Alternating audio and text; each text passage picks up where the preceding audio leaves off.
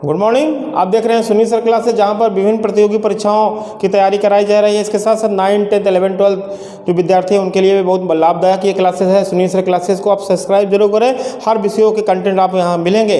आज मैं आपको बायोलॉजी जीके बता रहा हूँ। बायोलॉजी जीव विज्ञान के जो जनरल नॉलेज है, छोटे छोटे जो क्वेश्चन हैं जो हमेशा फंसते हैं, उसके बारे में मैं आपको बताऊँगा। ओके, आज चलते हैं और प्रत्येक पॉइंट मैं आपको डिस्क्राइब भी करूँगा। ध्यान से सुनिएगा, केवल जो लिखा है उसको ही मत पढ़िएगा, जो मैं बोल रहा हूँ उसको भी कहीं दिमाग में नोट करते जाइए, कॉपी में नोट करते जाइए। ओके, चलिए अगला है, पहला पॉइंट है मनुष्य में गुणसूत्रों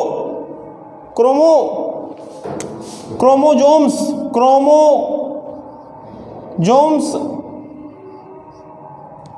की कुल संख्या 46 या 23 जोड़ी होती है।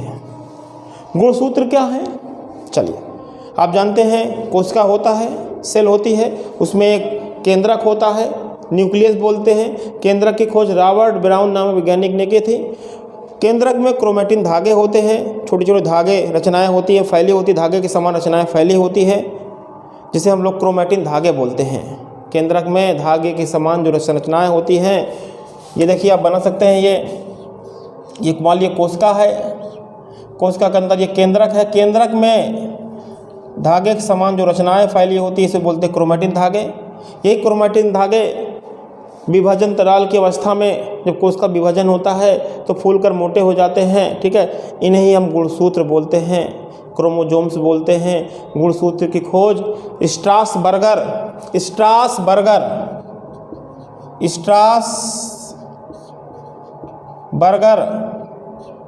नामक वैज्ञानिक ने की थी, और गुणसूत्रों को जो नाम था वाल्डियन नामक वैज्ञानिक ने दिया था। ठीक है, तो यहाँ पर मनुष्य में गुणसूत्रों की जो संख्या है वो 46 होती है, 23 जोड़ी होती हैं। इन 46 या 23 जोड़ी में दो प्रकार के गुणसूत्र होते हैं। एक होता है दैहिक गुणसूत्र, ऑटोसोम बोलते हैं इसको, इनकी संख्या 22 जोड़ी होती है। दूसरा लिंग गुणसूत्र होता है जिसे बोलते हैं सेक्स क्रोमोसोम, इनकी संख्या 1 जोड़ी होती है। ओके, मनुष्यों में कई आनुवंशिक विकार भी होते हैं, कई आनुवंशिक रोग भी होते हैं। तो कौन कौन से मनुष्य में आनुवंशिक रोग होते हैं?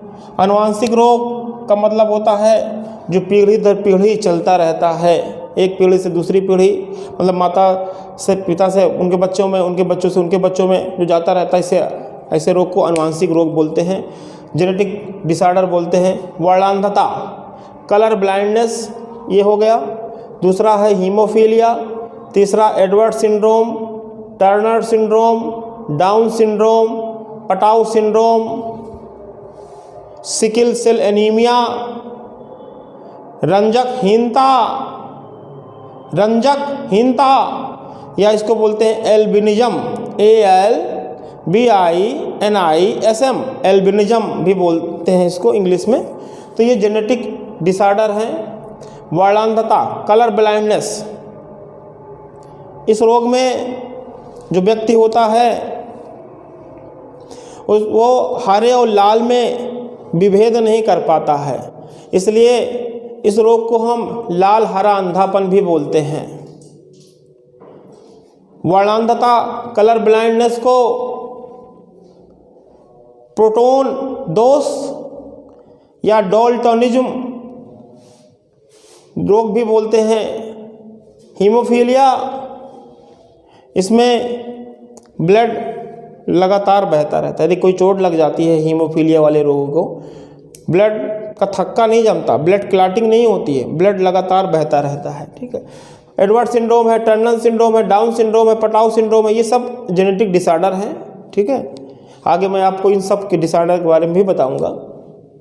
हीमोफीलिया रोग में रोगी का रक्त बहना बंद नहीं होता है। यदि हीमोफीलिया वाले रोगी को चोट लग जाए, ठीक है, तो उसमें ब्लड का क्लॉटिंग नहीं होगी, लगातार ब्लड बहता रहेगा। ठीक है, इसीलिए हीमोफीलिया को हम लोग ब्लीडर डिजीज भी कहते हैं, ब्लीडर डिजीज भी कहा जाता है, क्योंकि ब्लड बहना रुकता ही नहीं है। ठीक है, डीएनए आनुवंशिक इकाई होता है, यह गुणसूत्रों पर स्थित होता है। डीएनए कहाँ होता है? गुणसूत्रों पर स्थित होता है, गुणसूत्रों में पाया जाता है डीएनए। ठीक है, आनुवंशिक इकाई है, जेनेटिक्स यूनिट होता है, यही आनुवंशिक पदार्थ होता है डीएनए। जीन का सबसे पहले कृत्रिम संश्लेषण, जीन को सबसे पहले आर्टिफिशियली बनाया किसने था? भारतीय मूल के वैज्ञानिक थे हरगोविंद खुराना ने किया था। सब जीन का सबसे पहले कृत्रिम संश्लेषण भारतीय मूल के हरगोविंद खुराना ये वैज्ञानिक थे ने किया था। ओके। डार्विन नामक वैज्ञानिक थे डार्विन। इन्होंने प्राकृतिक चयन नेचुरल सिलेक्शन सिद्धांत दिया था। नेचुरल सिलेक्शन प्राकृतिक चयन सिद्धांत किसने दिया था? डार्विन ने। आइए इस पर हम कुछ चर्चा करते हैं डार्विन पर। देखिए, जैव विकास, ऑर्गेनिक इवोल्यूशन, जीवन में विकास हो रहा है। निम्न कोटि से उच्च कोटि के जीवों का बनना जैव विकास कहलाता है, ऑर्गेनिक इवोल्यूशन कहता है। जैव विकास क्या है? जैव विकास के मूलभूत सिद्धांत क्या है? परिवर्तन के साथ अवतरण, परिवर्तन के साथ अवतरण, ये जैव विकास का मूल सिद्धांत है। क्या है ये? निम्न कोटि के सरल जीवों से, याद करिएगा, निम्न कोटि के जीवों से, निम्न कोटि व सरल प्रकार के जीवों से उच्च और जटिल जीवों का निर्माण, जटिल जीवों का विकास जैव विकास कहलाता है। ठीक है, जैव विकास हो रहा है, इसके प्रमाण भी हैं। जैव विकास हो रहा है इसको बताने के लिए सबसे पहले वैज्ञानिक थे लैमार्क। लैमार्क का पूरा नाम था gene D Baptiste D Lamarck. Gene D Baptiste D Lamarck इनका पूरा नाम था। ये फ्रांस देश के रहने वाले थे। इन्होंने सबसे पहले जैव विकास के संबंध में अपना मत दिया था। जैव विकास के संबंध में जो इन्होंने मत दिया था वो लैमार्कवाद कहलाया, लैमार्किज्म कहलाई। लैमार्कवाद 4 मूल बातों पर आधारित था। इन्होंने बताया, पहला बात थी जीवों पर वातावरण का सीधा प्रभाव पड़ता है। इन्होंने अंगों के उपयोग और अनुपयोग का जो नियम बताया था, इन्होंने वातावरण का सीधा प्रभाव इस जीवों पर पड़ता है। और इन्होंने जो सबसे इम्पोर्टेंट बिंदु था, उन्होंने बताया था उपार्जित लक्षणों की वंशागति का सिद्धांत। उपार्जित लक्षणों की वंशागति का सिद्धांत इन्होंने दिया था। इसलिए लैमार्कवाद को उपार्जित लक्षणों की वंशागति का सिद्धांत भी कहते हैं। तो लैमार्कवाद जो था, लैमार्किज्म था, वो 4 मूल बिंदुओं पर आधारित था। ठीक है। उसके बाद जैव विकास को समझाने के लिए, हाँ, लैमार्क ने अपने जो उदाहरण थे वो सांप और जिराफ पे दिए थे। अफ्रीकी जिराफ और सांप पर इन्होंने अपना उदाहरण पेश किया था और अपने सिद्धांत को बताया था। उसके बाद डार्विन आए। डार्विन एक अंग्रेज थे, ब्रिटिश वैज्ञानिक थे। इन्होंने एक प्राकृतिक वैज्ञानिक के रूप में काम किया। एक सर्वेक्षण ब्रिटिश सरकार का जहाज़ था बीगल एक सर्वेक्षण जहाज़ था ब्रिटिश सरकार का। उन्होंने यहाँ पर 5 वर्षों पर द्वीप और महाद्वीपों की खूब यात्रा की और यात्रा करने के बाद इन्होंने प्राकृतिक चयन नेचुरल सिलेक्शन नामक सिद्धांत दिया। इन्होंने एक पुस्तक लिखी, जातियों की उत्पत्ति, स्पीसीज, ओरिजिन ऑफ स्पीसीज, जातियों की उत्पत्ति पर एक बुक लिखी। ठीक है। और लैमार्क ने भी एक बुक लिखी थी, फिलॉसफी जियोलॉजिक लैमार्क ने बुक लिखी थी और डार्विन ने ओरिजिन ऑफ स्पीसीज बुक लिखी थी। तो यात्रा करने के दौरान उन्होंने प्राकृतिक चयन नेचुरल सिलेक्शन का सिद्धांत दिया था। ओके। अगला है, मेंडल ने अपने आनुवंशिकी के प्रयोग में मटर के पौधों का चुनाव किया था। मेंडल, ग्रेगर जॉन मेंडल, इन्होंने हम फादर ऑफ जेनेटिक्स बोलते हैं, आनुवंशिकी का जनक कहा जाता है। ग्रेगर जॉन मेंडल ऑस्ट्रिया देश के रहने वाले थे। ऑस्ट्रिया देश में एक शहर है ब्रून, वहाँ पर ये एक चर्च में पादरी थे। उन्होंने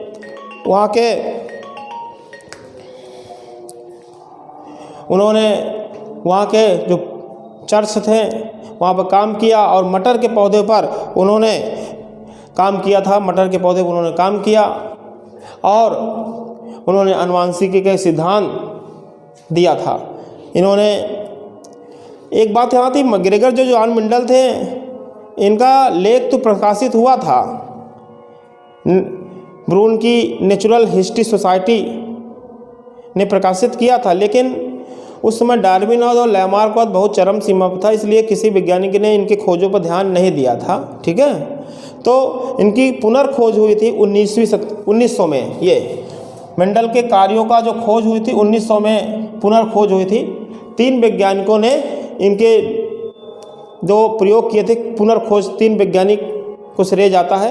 कार्ल कोरेंस थे, कार्ल कोरेंस पहले वैज्ञानिक, सेरमैक थे, ठीक है, और आपके कार्ल कोरेंस थे, सेरमैक थे, एक और आपके हुगो डिब्रीज, ये 3 वैज्ञानिक थे जिन्होंने मेंडल के कार्यों की पुनर्खोज की थी 1900 में। ठीक है, हुगो डिब्रीज, कार्ल कोरेंस और सेरमैक, ये 3 वैज्ञानिक थे। ठीक है, तो उन्होंने मटर के पौधे का चुनाव किया था। वर्णांधता, कलर ब्लाइंडनेस से पीड़ित व्यक्ति लाल और हरे रंग में विभेद नहीं कर पाता। कलर ब्लाइंडनेस, वर्णांधता एक प्रकार का जेनेटिक डिसऑर्डर है। इससे पीड़ित जो व्यक्ति है ये लाल और हरे रंग में विभेद नहीं कर पाता है। वर्णांधता को प्रोटोन दोष या डाल्टोनिज्म भी कहते हैं, डाल्टोनिज्म भी कहते हैं वर्णांधता। इसको हम कलर ब्लाइंडनेस बोलते हैं, प्रोटोन दोष, डाल्टोनिज्म या लाल हरा अंधापन भी कहते हैं। तो वर्णांधता से जो पीड़ित व्यक्ति है इसको रेलवे का ड्राइवर या मोटर का ड्राइवर नहीं बनाया जा सकता, क्योंकि रेलवे है वहाँ पे लाल और हरा दो ही ग्रीन और रेड कलर की बहुत ज़रूरत होती है। और ये व्यक्ति जो वर्णांधता से पीड़ित है वो लाल और हरा में अंतर नहीं कर पाएगा और एक्सीडेंट हो जाएगा, इसलिए रेलवे में इनको नौकरी नहीं मिलती है। ओके, वर्णांधता की वंशगति, वर्णांधता एक आनुवंशिक रोग है, जेनेटिक डिसऑर्डर है। इसकी वंशगति मतलब पीढ़ी दर पीढ़ी जाती है, एक पीढ़ी से दूसरी पीढ़ी, दूसरी से तीसरी, ये पीढ़ी दर पीढ़ी जाती है। वर्णांधता की वंशगति का जो पता था एक वैज्ञानिक थे होर्नर नामक वैज्ञानिक ने लगाया था। अगला है अमीबा युगलिना पैरामीशियम को संघ प्रोटोजोआ में रखा गया है। अमीबा युगलिना पैरामीशियम संघ प्रोटोजोआ के सदस्य हैं, संघ प्रोटोजोआ के ये सदस्य हैं।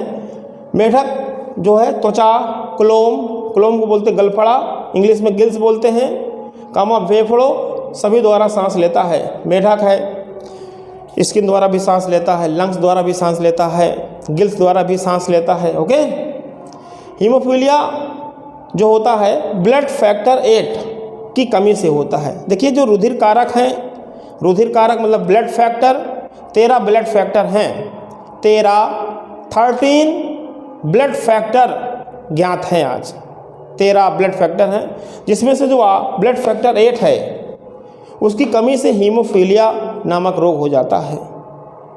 रुधिर वर्गों ब्लड ग्रुप की खोज कार्ल लैंडस्टीनर ने की थी। रुधिर वर्ग या ब्लड ग्रुप की खोज किसने की थी? कार्ल लैंडस्टीनर ने की थी। इसके बारे में बताते हैं। ब्लड ग्रुप, मानव में जो ब्लड ग्रुप होता है वो 4 प्रकार के ब्लड ग्रुप होते हैं। Blood group A, blood group B, blood group A B और ब्लड ग्रुप ओ, 4 प्रकार के ब्लड ग्रुप होते हैं। इसकी खोज वैज्ञानिक कार्ल लैंडस्टीनर ने की थी। एक बार फिर से ध्यान से सुनिएगा, ओके, बैठ जाइएगा ध्यान से। मनुष्य में गुणसूत्रों की कुल संख्या 46 या 23 जोड़ी होती है। मनुष्यों में कई आनुवंशिक विकार या डिसऑर्डर है। वर्णांधता, haemophilia, Edward syndrome, Turner syndrome, Down syndrome, Patau syndrome. Haemophilia रोग में रोगी का रक्त बहना बंद नहीं होता, लगातार बहता रहता है। हीमोफीलिया को इसीलिए ब्लीडर डिजीज भी कहते हैं। डीएनए एक आनुवंशिक इकाई होता है, डीएनए आनुवंशिकी इकाई होता है, आनुवंशिक पदार्थ होता है, जेनेटिक मटेरियल होता है, एक गुणसूत्रों पर स्थित होता है। जीन का सबसे पहले कृत्रिम संश्लेषण भारतीय मूल के वैज्ञानिक हरगोविंद खुराना ने किया था। डार्विन नामक वैज्ञानिक ने प्राकृतिक चयन या नेचुरल सिलेक्शन सिद्धांत दिया था। इन्होंने जैव विकास पर महत्वपूर्ण काम किया था डार्विन ने, और प्राकृतिक चयन नेचुरल सिलेक्शन का सिद्धांत प्रस्तुत किया था। मेंडल ने अपने आनुवंशिकियों के प्रयोग मटर के पौधों का चुनाव किया था। वर्णांधता मतलब कलर ब्लाइंडनेस से पीड़ित व्यक्ति लाल व हरे रंग में विभेद नहीं कर पाता है। वर्णांधता मतलब कलर ब्लाइंडनेस को प्रोटोन दोष या डाल्टोनिज्म भी कहते हैं। वर्णांधता की वंशगति का पता हॉर्नर नामक वैज्ञानिक ने लगाया था। हॉर्नर अमीबा यूग्लिना पैरामीशियम संघ प्रोटोजोआ के सदस्य हैं। मेढक त्वचा, कोलोम, गलफड़ा या गिल्स बोलते हैं इसको, फेफड़ों सभी द्वारा सांस लेता है। त्वचा द्वारा भी सांस लेता है, कोलोम, गलफड़ा, गिल्स भी बोलते हैं इसको, इसके द्वारा भी लेता है, और फेफड़ों द्वारा भी सांस लेता है। हीमोफीलिया ब्लड फैक्टर 8 की कमी से होता है। ब्लड फैक्टर रुधिर कारक 13 होते हैं, जिसमें से यदि ब्लड फैक्टर 8 की कमी हो जाए तो हीमोफीलिया नामक रोग हो जाता है। रुधिर वर्ग ब्लड ग्रुप बोलते हैं। इसकी खोज कार्ल लैंडस्टीनर, एक वैज्ञानिक थे कार्ल लैंडस्टीनर, इन्होंने ब्लड ग्रुप की खोज की थी। तो इस प्रकार यहाँ पर 50 क्वेश्चन आपके तैयार हो जाते हैं, और वीडियो को आप ध्यान से सुनेंगे तो सारे क्वेश्चन आपको समझ में आएंगे। यदि आपको वीडियो समझ में आ रही है, लाइक ज़रूर करें और कमेंट बॉक्स में ज़रूर कमेंट करें। यदि कुछ समझ में नहीं आ रहा है तो भी कमेंट कर दें, तो मैं उसको अगले टॉपिक में बता दूंगा। Okay, thank you.